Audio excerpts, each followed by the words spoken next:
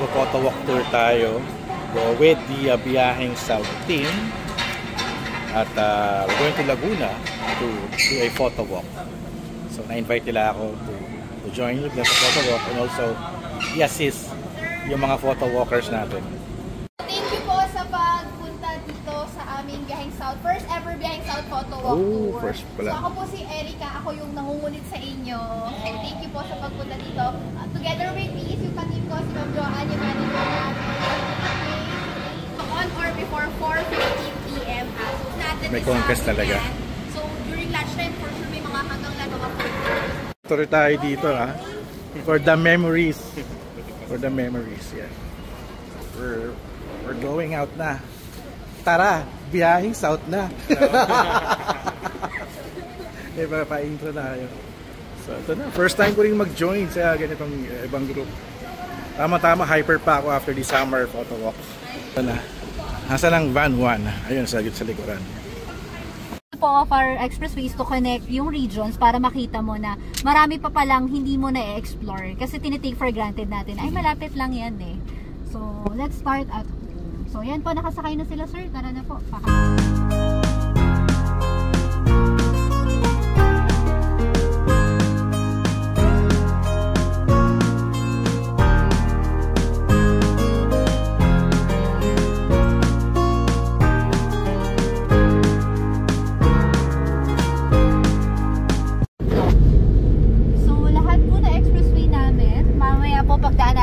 Makikita nyo po, ito po yung tinatawag naming barrier-less. The vision po kasi of MPTC is later on, kung nanonood po kayo ng mga hearing ng Senate, naririnig nyo rin po sa mga news, the goal po is in 2 years time, lahat po na expressway ni MPTC ay barrier-less na. Ibig sabihin, dire-diretso po yung traffic flow natin. We will capture your details through your RFID and also your license plate para kung wala. So yan po, ito po yung tinatawag namin Mamplasan and Green. So yan, kung makikita nyo po, walang barrier. Diba sa dito kasi tayo, usually, when we enter an expressway, bababa muna, i-read ka, and then next time. So tuloy-tuloy lang siya pagpasok. Tuloy-tuloy lang po pagpasok. Sa exit lang po for now, meron pa rin tayong mga yan, yun po yung mga tinatawag naming emergency call box. This is located every 2 kilometers ng both sides. Automatic po nagsisync yun para hindi mahirapan yung mga may hearing aid po natin. So yan, we have what we call yung mga blue po na yan. It's our sound mitigation na ginagawa po natin or yung mga sound barriers natin. Usually these are placed in areas kung may high volume of residential or so kung may mga church or school. Usually ganito pag may expressway. Para ma-mitigate po. And dito po yan yung kapag pakabitay ka pa pag exit. Para nakita ko yun, sa Aguinaldo siya, di ba? Apo, ito po yun. Pero ito, yung kapag tatawid ka na pag Ops Drive, itong side na yan na ginagawa.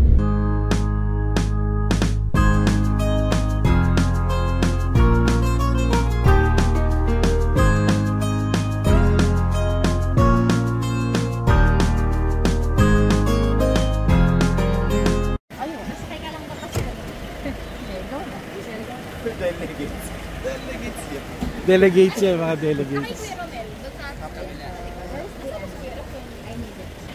So we're going to eat our breakfast here sa Camp Lilim. So parang camping style siya here sa Binyan, Laguna. First time ko dito. Yung mga tent din ako nakita rin. So, let's go inside. Camp Lilim. Hello, morning. Wow. Glamping na glamping yung style nila.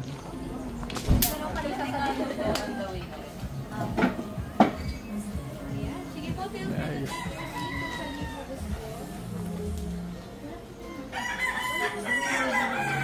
Ay, may doggy! Hello! Hello! Tanawin mo na lang sila para kung ano upgrade. Hello! Sige po, pula po kayo. Ito yung matalas memory ang ano pangalan. Ito po yung oh, may mga camping gears dito. At talaga pwede ata siguro mag-camping dito, no? May pailaw eh.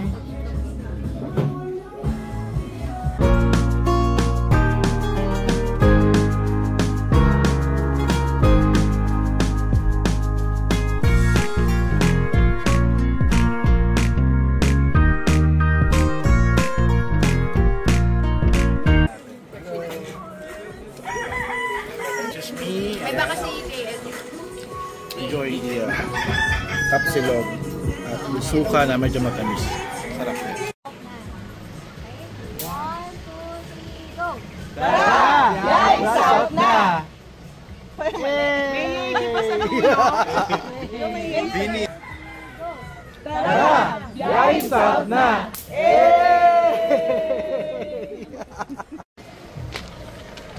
Alright, thank you. Camp Lily for the delicious breakfast.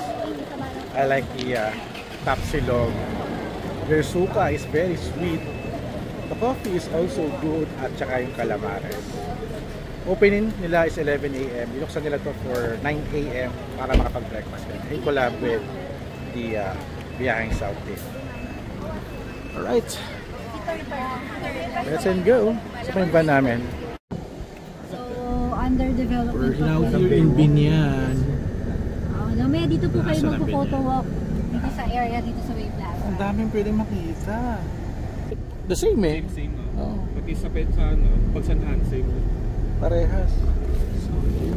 So, may ano dito. Okay, video vlog check. We're here sa Esplanade here in Binyan. Mukha siyang ano, Esplanade dun sa may post office. Ngayon ako nakakita na ganitong style. So we have here some people from the MPT South and LGU from Binyan at yan, ako taga-DILG rin. At taga Santa Rosa are here. Ito yung Esplanade niya. So hindi ko alam ano pang meron dito. So bago kami pag-photo walk, mag-tour muna kami with Binyan Tourism. Sabi rito, kita-kita daw yung mga kabundukan. At kita daw yung Rizal, Taguig, and I guess Makati. I'm not sure. Oh, ito yung tsura niya. Siguro maganda dito sa gabi. Ano to? Esplanade. So kita daw yung ano, ayan, Rizal. Rizal, Taguig daw. Ewan ko saan Taguig. Ito ata yung Taguig eh. Yan, Taguig yan. BGC. Ito Malaysia. Sarap. Kita mo na yung Malaysia. Ito yung mga bundok ko. Ayan. Mag-telephoto tayo mamaya para makita natin lahat yan. And let's check out the tour natin dito. Tayo sa may bahay kubo. Ayan.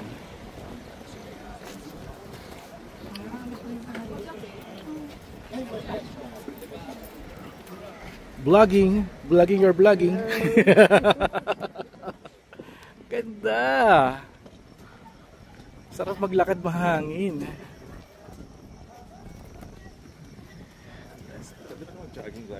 Pwede. Kasi may mga upuan na yun, so pwede kang magstay dito. May kubo, hindi ko alam kung ano to. I guess baka guard house. So wala mo nakitang CR. Alright. Shoot muna tayo with my Fuji. Let's go!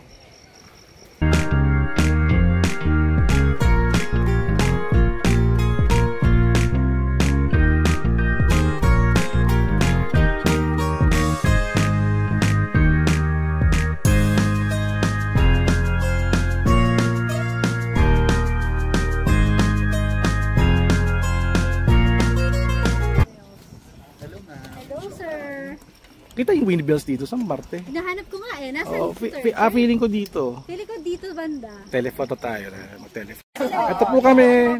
Yeah, welcome po sa lungsod ng Binyan. So, this is the Binyan Esplanade. Ako po si DJ Borja. I am the City Tourism Officer of the City Government of Binyan. Kasama ko po yung mga taga-Bichato. We are called Binyan City Culture, History, Arts, and Tourism Office. So, ngayon po, kanina po, kumain po kayo nasa Barangay Santo Tomas po kayo. Tama ba? Santo Tomas kayo, no? Nasa Santo Tomas kayo. And then now, you are now in Barangay de la Paz. So, Barangay de la Paz is one of the coastal barangays dito po sa Binyan. So, marami po kaming coastal barangays, pero Binyan de la Paz is quite much popular, mainly because of its historical significance. Kasi dito po sa Barangay de la Paz, dito po nagsisimba noon ang batang si Jose Rizal noong siya ay dito sa Binyan nag-aaral. So naglalakad tayo dito sa Esplanade. Kasi hangin, sana narinig ko yung boses ko. Ito na Sara, kabilang side. Parang city jail eh. Parang city jail yung ginagawa dito sa likod ng Esplanade. Uy, ang ganda nun, no? Nagkakangkong sila. Oh, nice. Ang ganda ng subject na to. Ayan, kuhanan nyo yung mga ganyan. And ang dami nga nito. Tilapia fish. Saan sila? Tatago sila dito. Ayan, oh. Tilapia fish. Ayan. Marami dito sa Laguna Lake. Ito naman ay nangungo siya ng kakangkong. Kangkong or water lily. Ayan. I guess nangingisda sila ng tilapia. So may hagdanan dito. Ayan. Diyan kasi bumababa yung mga nagbabangka. Pwede ka mag-cross. Dito sa Binyan going to Taguig. Ayan, papunta. Hilahin ko na po eh. Ay, ganda na ka DJI! Hello. Panalo.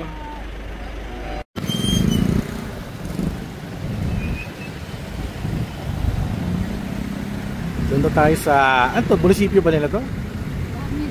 Oo, doon tayo. So, we are here sa town. At start na yung photo walk dito. But before we do the photo walk, konting tour muna with the tourism, Binyan Tourism.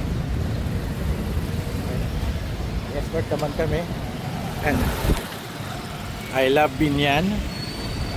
And I love Binyan. Yung mga kasama natin. Ano tayo?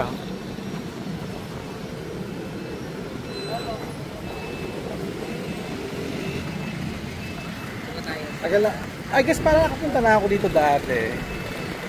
Pero parang nag-tricycle yata ako papunta sa isang village ng auntie ko. Ito, historic Alberto Mansion. Check natin. ID. When you ID. Okay.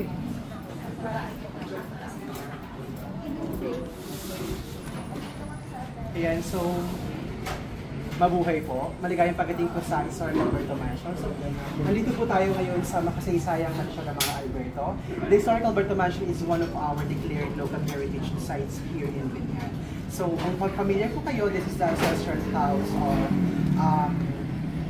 Jose Rizal's mother, Theodora Alonso.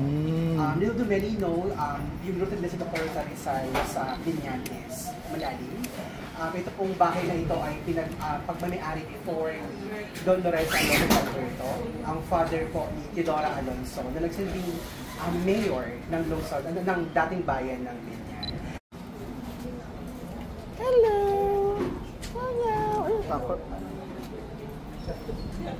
So this is the mansion. Wow.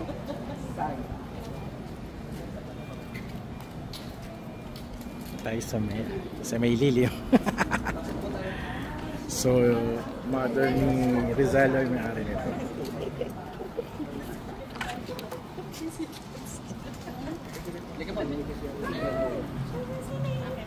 Malamig-lamig dito. Parang nangangamoy tempura. Ano yung nangangamoy ko? Parang may nagluluto sa labas. Maginhawa. Oo, ang ganda. Malamig yung wall niya. Malamig yung ano niya. Akit na ako. Let's go up. Very ganda nung mansion na to. Ang laki. And this is the main floor. Ayan. Talaga yung mga mayayaman na pamilya talaga. Ganito kalaki ang bahay nila. So they don't usually talk to the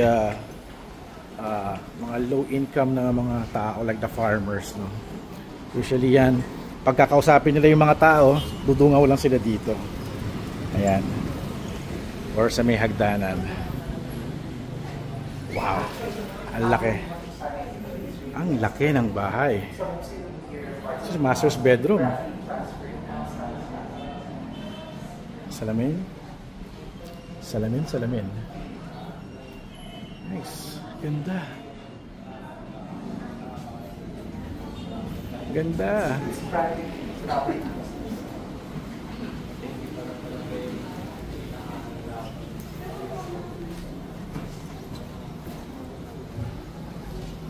Ang daming bintana kasi pag may kakausap sa kanila, Dudungaw lang sila dito. Hindi nila pwede papasukin yung mga tao sa bahay kasi madudumihan.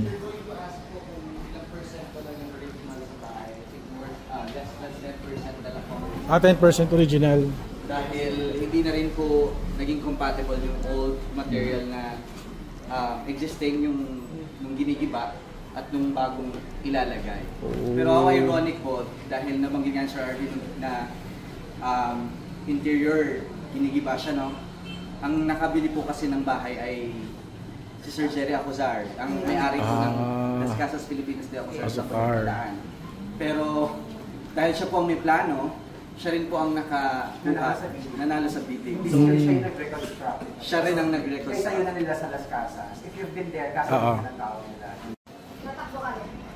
Enter the other side of the room. Oh, laki, grabe. Ang lawak ng bahay. Ito sinaunang radyo ata ito eh. Sinaunang radyo. The sister radio.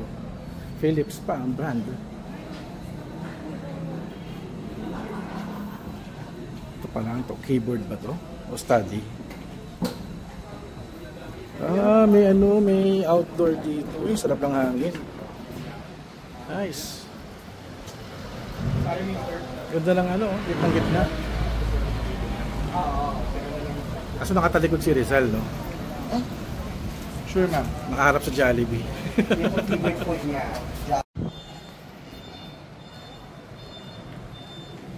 Okay. Something daw dito. Sabi ko na eh. Make something.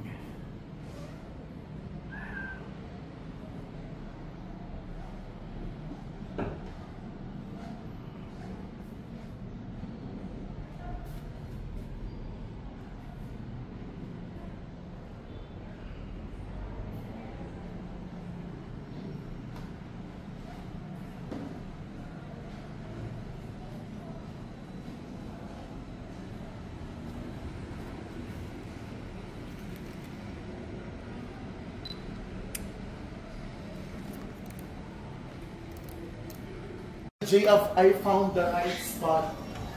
Okay, pasok tayo dito. May shortcut. And this is the dining area.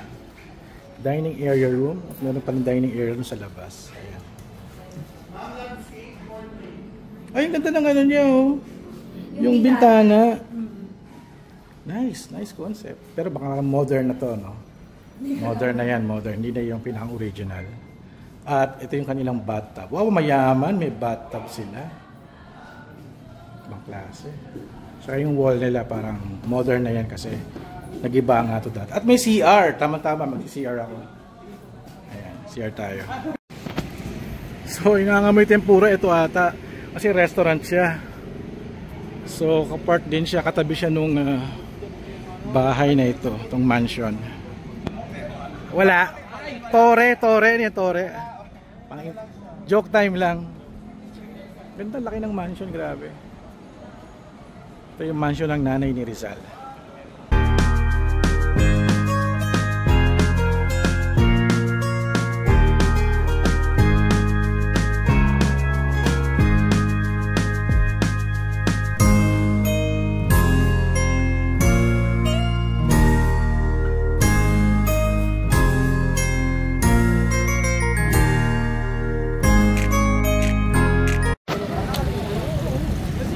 So we are here sa plaza ni Rizal. Laki.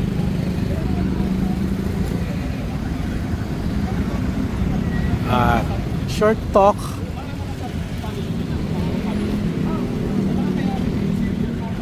Jose Rizal Monument, 1918 pa tinayo.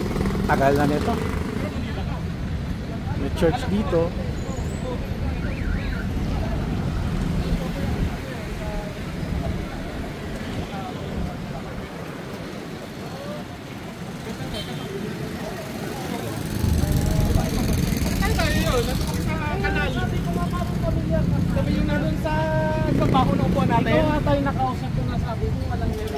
Wala ID! Wala kami t-shirt! Wala kami t-shirt! Ano pala yun? Kasi naman umaga pagkakita ko sa isip mo? Oo. Walang ID! Tapos wala yung organizer nito pati. monumento. Pero yung nakatayo na niyan ngayon ay hindi na. Dahil noong September 2015, nakidlatan po yan, nahati siya sa gitna. Nabalitaan niyo po ba yun? Kailan? Anong year? Anong year? Pero even yung kalahati ay hindi na kayang dugtungan. So yan po ay bago na. Anong year siya tinamaan ng kidlat? 2015. Ah, 2015! Metal na ginamit ni Guillermo Tolentino. Because it's not just the monument, diba? Opo. Pati the statue. Oh my God! Pero ngayon, yung statue pinalitan kasi siya yung nabiyak. Yes po. Ah, Malamang bronze. Pakabo. What is this now? Brass? mukha siyang brass. Parang kapareho po yun. Sa amin lang pa kayo makakita ng ganyan dahil bago po makilala ang bayan ng Diliw at lungsod ng Marikina as footwear capital of the Philippines, 1950s ay naging sikat po ang Binyan bilang footwear capital of the Philippines. Footwear. Marami sa mga manggagawa, mga magre-repente, maglalapat ay lumipat lang sa Diliw. Kaya galing sila dito lahat. yes, galing po dito. Ilang mga 7 or 8 barangays po dito ay ang industriya nila ay pagchichinelas at paggawa. Pero may gumagawa pa rin dito. Meron pa rin po. Umina lang because of the Chinese products. So we are now walking, I think parang sa may market area. At tabi ng simbahan. Hindi pa ako makapag-picture ng maayos kasi sa tour pa kami. Kailangan namin makinig. Kasi kailangan ko bumili ng tripod dito. Baka may nagbibenta ng tripod. Kasi wala yung tripod ko, naiwan ko eh. So, ito may kwek-kwek doon. And mga flowers, mga gamot-gamot, ayan, mga herbal. Gusto kong bumili ng soft drinks doon. Tara, bili tayong soft drinks. Bili tayo ng coke. We have kwek-kwek, hot dogs, fish balls. At mga tindahan dito ng mga packaging. Sago. Medyo sa very long photo walk, no? Got my coke and I may view dito sa may parang mini market. May mga is, prutas, itlog. So galakad sila doon diretso. Sana ako na naiiwan eh kasi bumili akong soft drinks eh. So I'm still looking for a tripod na mabibili. Wala tayong tripod eh. Oh, may tingin-tingin ako dito mga gulay-gulay oh. Magandang mag-picture nga talaga dito. Okay. So dito pa naman yung mga taga-MPT South, lalakad pa rin, tsaka DILG. So sundan natin sila. Saan sila lumiko? Lumiko ba sila? Kung ka papunta. Ay, mga tuyo oh. Okay, sabihin yan ha. Dahil pwedeng makita dito. Okay to, maganda siya for photography subjects. Itong ito, palengke area. So dito tayo sa Casa Binyanense. Ayan. Jacobo Gonzalez House. Dito sila lumiko. And we are going to enter Alagang Lenny. You can see here. Dumiretso sila. Akala ko din sila na pumunta. Para may park yata dito. Yan, naiwan na tayo sa tour. Ganda, dahil po. Uy, mapresko dito. Ang lamig ng hangin. Alright. So, na-miss na natin yung talks.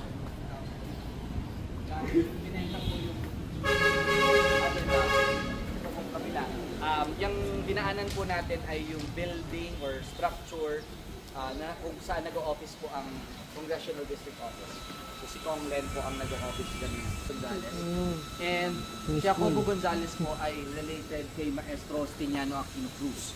Siya po ang naging teacher ni Jose Rizal nung siya ay 9 years. So nung 9 years old si Jose Rizal, tumira po si Jose Rizal sa kanyang Tia Tomasa. And dito po siya pumasok. So ang tanong, bakit of all schools or teachers sa buong Pilipinas or even sa Calamba, bakit dito din nila si Jose Rizal? Babalik po tayo dun sa history na ang angka ni Jose Rizal ay dito galing. Both mother and father sides. So ito pala yung... Picture pala siya. Magpapapicture yung pusa. Picture yung pusa. Hello! Oh, Hello! Ayan. Picture dun sa school ni Rizal. Ayan.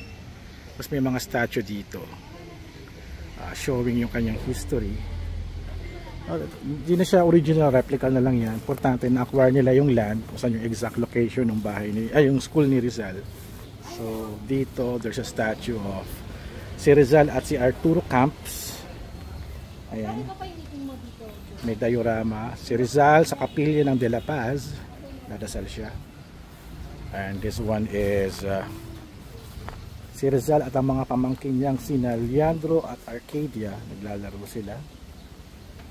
Ito naman ay si Rizal at ang ilog ng Binyan kasi tumatambay ng bata siya. Ayan. Dito si Rizal at ang kanyang guro. Ayan, ang pangalan ng guro niya, forgot. At dito ang ginagawa nila, si Rizal at ang kanyang mga kaklaseng sina Andres at Pedro. Ito, nagsusuntukan sila. Ano ba yan? Parang nag-aaway. At mayroong marker dito. Ayan. Yung marker. Ayan. And this one is si Rizal at ang kapatid ng kanyang ama na si Tomasa. Ayan. At dito ay si Rizal ang kanyang kuya Pasiano. Ayan, bit-bit na siya.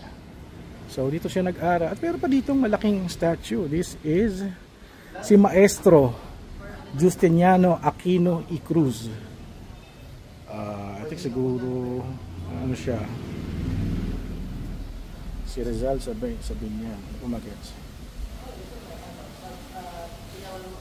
Ayan. So ayun ang school, bahay tuloy, school pala, school ni Rizal. Ganyan kaliit na yung mga school dati kasi gupain lang naman to dati. Ayun, plaza na siya, modern na. So na-acquire nila to. Libreng entrance ng mga pinuntahan namin, yung mansion tsaka dito are free to enter. So yung mag-photo walk or mag-visit to learn more about history, sabihin niyan, libre yan.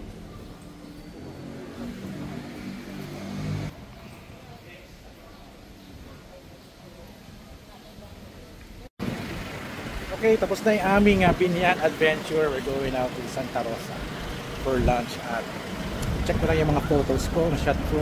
So ito siya.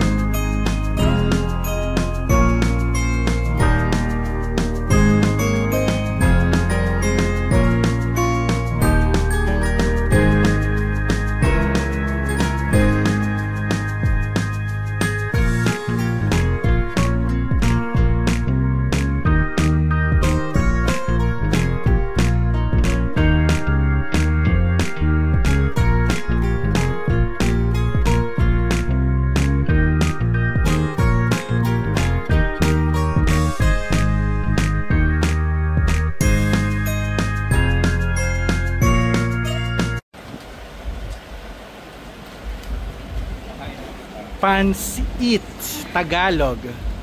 Pansit Tagapo. Tagapo pala, Pansit Tagapo. So dito kami kakain ng lunch namin at for sure pansit yung kakainin natin.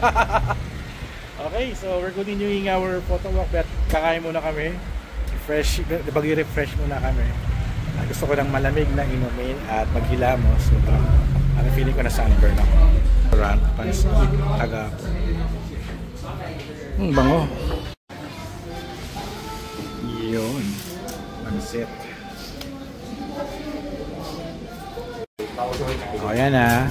Like sa inyo eh. Kanin and pansit is a match. Kadang i-appetizer natin yung pansit. Uy, half rice oh.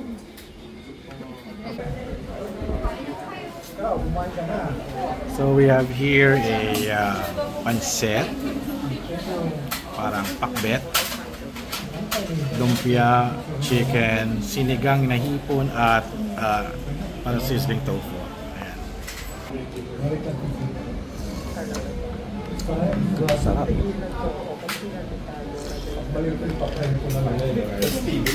Hipon.